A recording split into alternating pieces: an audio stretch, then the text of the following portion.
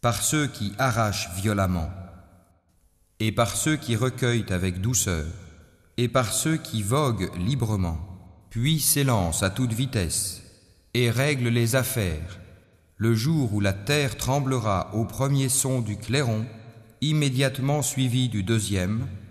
Ce jour-là, il y aura des cœurs qui seront agités d'effroi, et leurs regards se baisseront. Ils disent: quoi, serons-nous ramenés à notre vie première?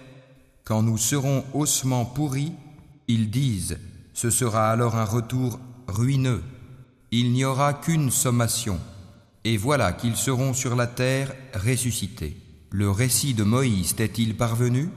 Quand son Seigneur l'appela, dans Towa, la vallée sanctifiée: va vers Pharaon, vraiment il s'est rebellé.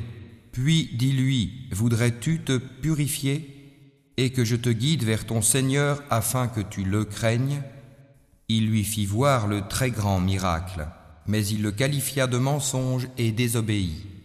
Ensuite, il tourna le dos, s'en alla précipitamment, rassembla les gens et leur fit une proclamation, et dit: c'est moi votre Seigneur, le Très-Haut.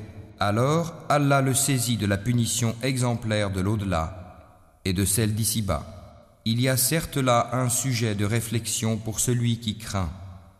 Êtes-vous plus dur à créer ou le ciel qu'il a pourtant construit? Il a élevé bien haut sa voûte, puis l'a parfaitement ordonnée. Il a assombri sa nuit et fait luire son jour. Et quant à la terre, après cela, il l'a étendue. Il a fait sortir d'elle son eau et son pâturage. Et quant aux montagnes, il les a ancrées, pour votre jouissance, vous et vos bestiaux.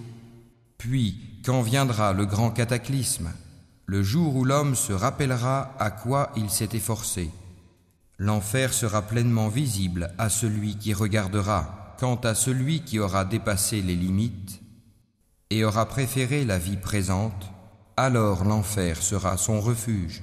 Et pour celui qui aura redouté de comparaître devant son Seigneur et préserver son âme de la passion, le paradis sera alors son refuge. Il t'interroge au sujet de l'heure.